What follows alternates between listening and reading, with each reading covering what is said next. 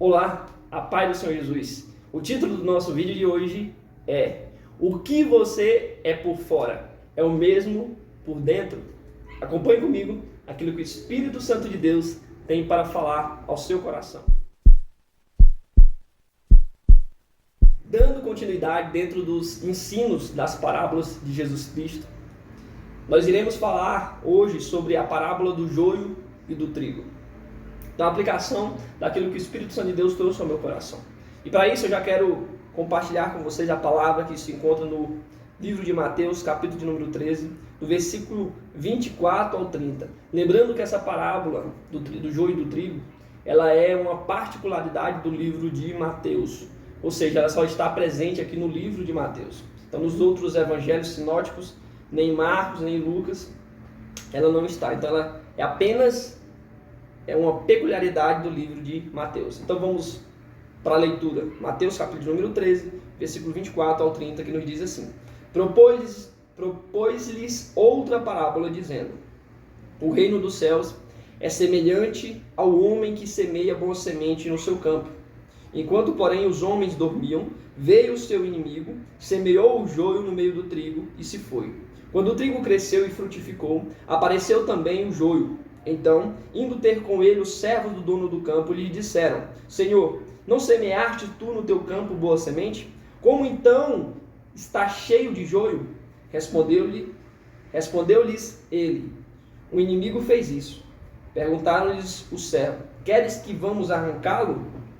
Ele, porém, lhes disse: Não, para que ao colher o joio não arranqueis também o trigo com ele.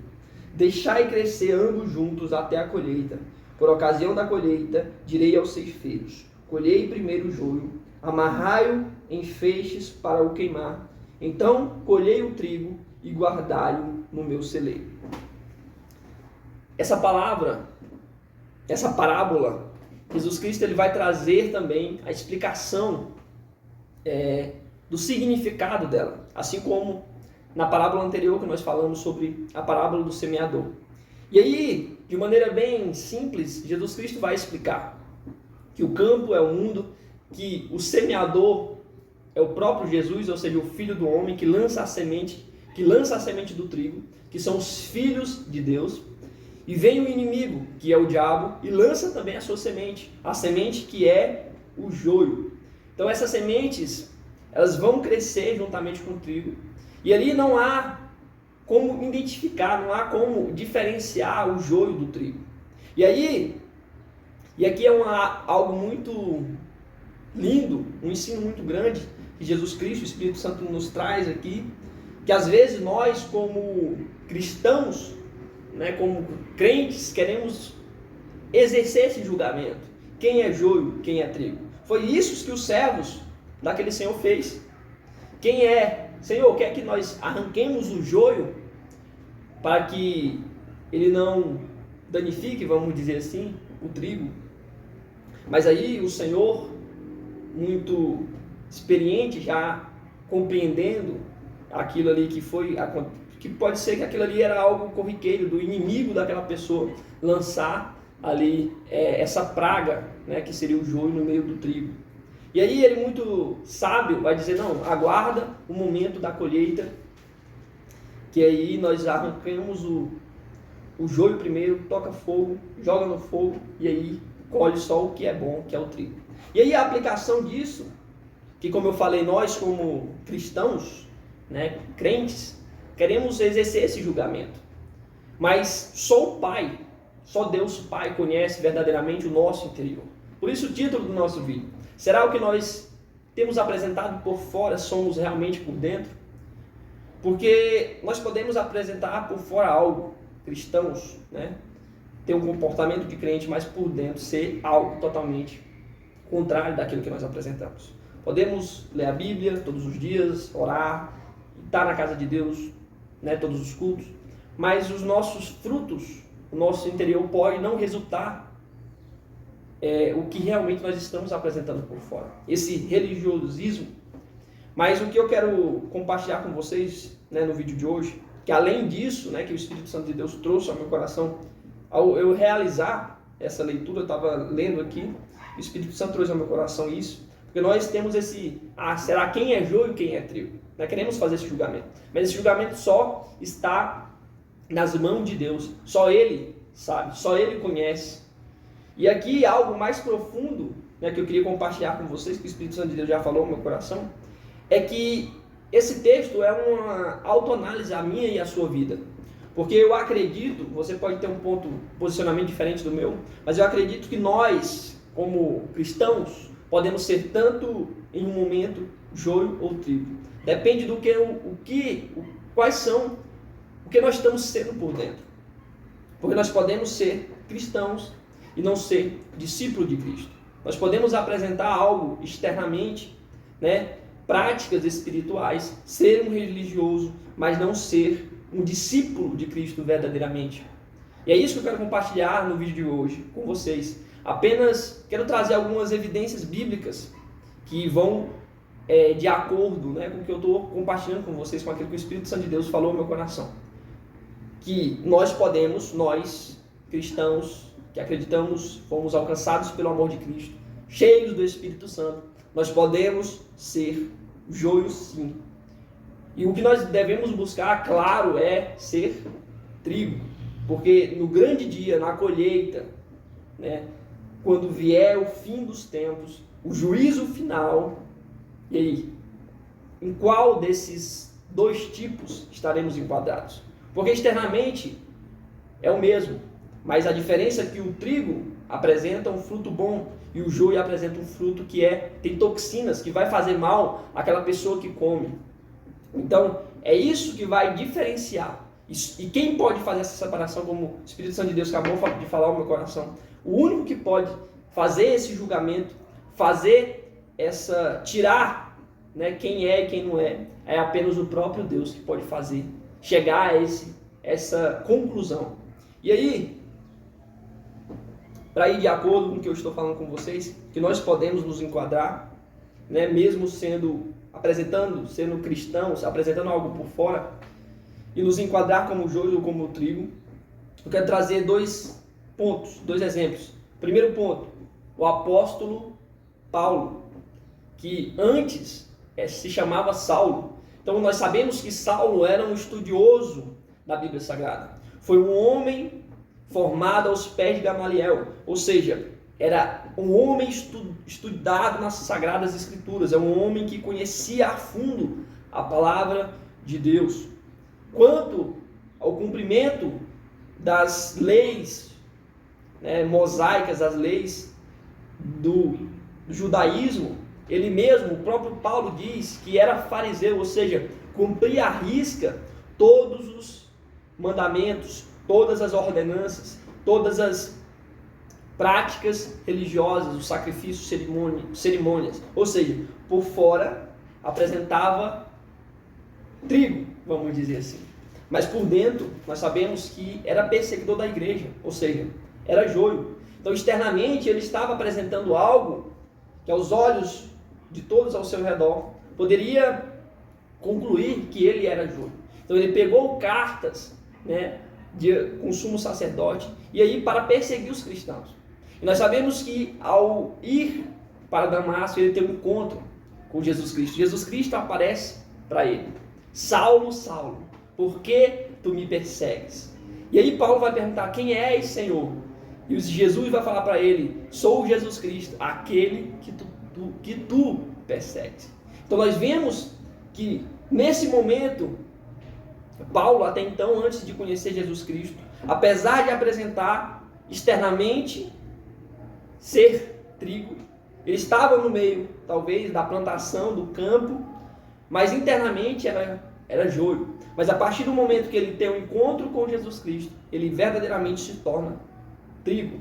Então ele vai 3 dias, entra na cidade de Damasco, conforme a ordem de Jesus, passa 3 dias sem comer, orando.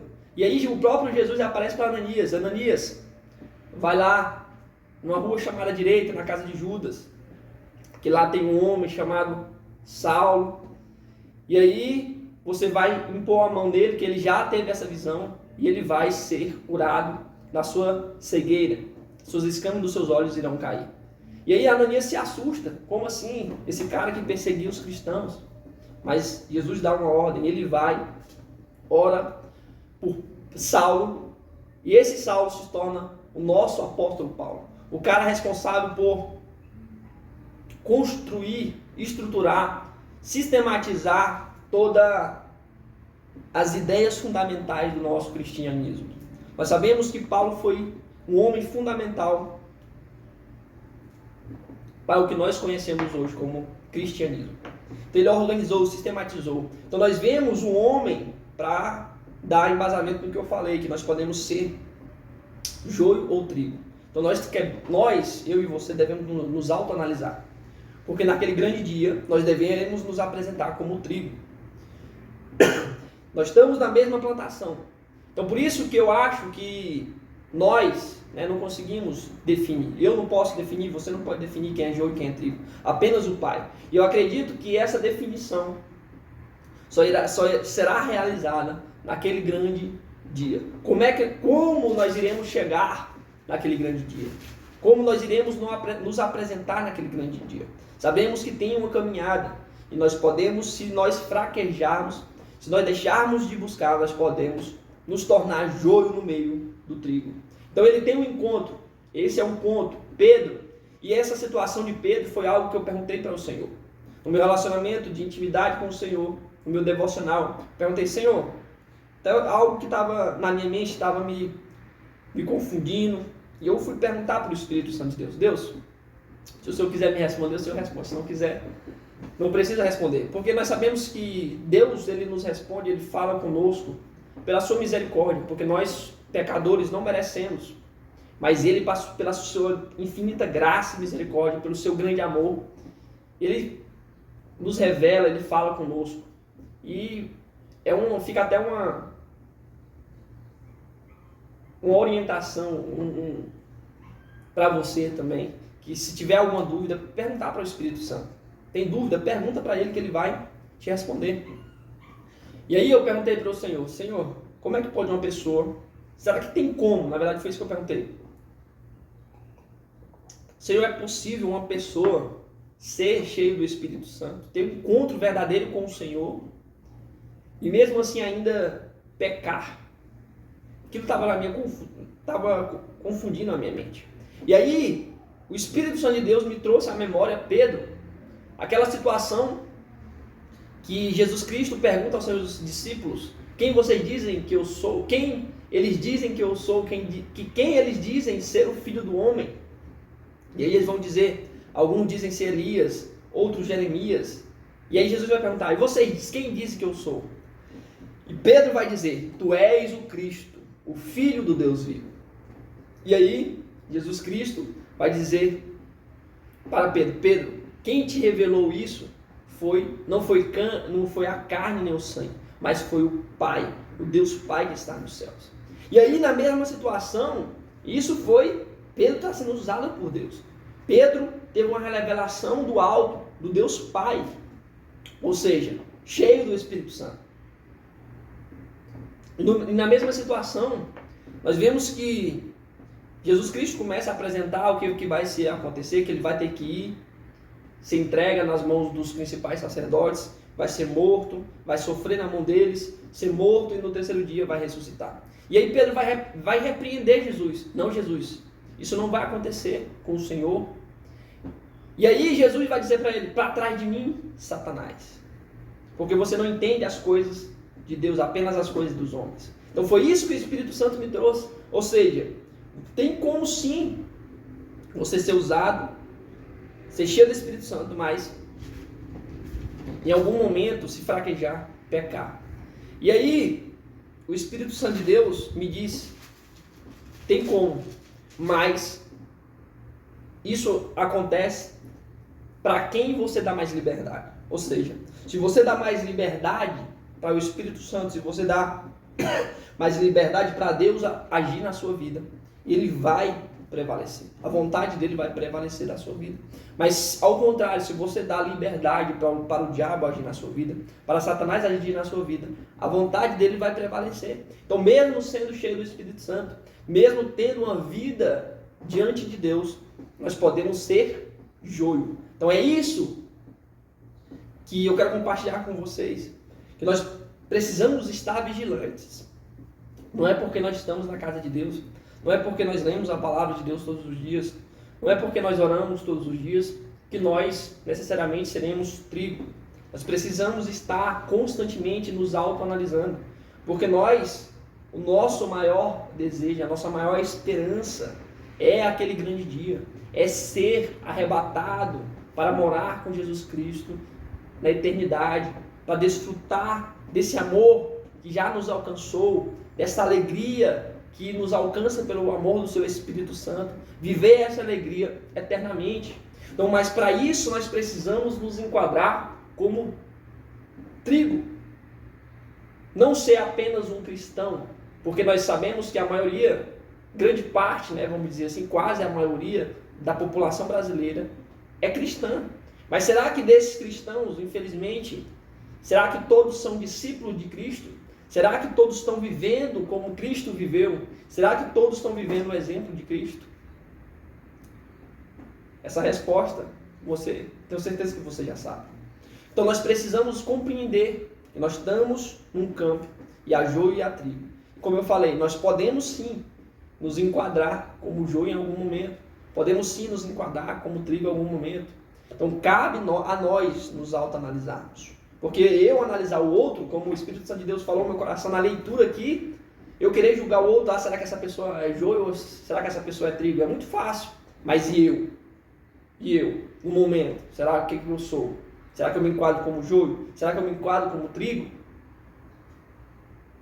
E aí tomar sim uma iniciativa para que possamos continuar caminhando, nos enquadrando como um fruto, como uma árvore frutífera que vai dar frutos realmente que vão alegrar ao nosso Pai. E aí, para concluir esse vídeo, eu quero fechar com a palavra que se encontra no livro de Eclesiastes, capítulo de número 7, versículo de número 8, parte A, que vai dizer assim: melhor é o fim das coisas do que o princípio delas. Então, se nós no momento estamos nos enquadrando como trigo, nós precisamos viver, nós precisamos continuar sendo trigo, porque o fim das coisas é melhor do que o início delas. Então, não basta nós ali termos um encontro com Deus. Nós precisamos ter um encontro diário com Deus. Ou seja, não é apenas converti e tive um encontro maravilhoso com Deus. Fui transformado em trigo, de joio para trigo. Mas essa transformação, ela continua, ela é diária. Então, o que importa é o fim. Então, eu tenho que ter em mente que eu tenho que continuar sendo trigo para que na colheita eu venha brilhar com o Senhor, que eu venha verdadeiramente desfrutar com o Senhor a vida eterna. E essa é a palavra que o Espírito de Deus, o Espírito Santo de Deus falou no meu coração. E espero que ela também tenha falado ao seu coração. Que a graça e o amor de nosso Senhor e Salvador Jesus Cristo seja na minha e na sua vida. Amém.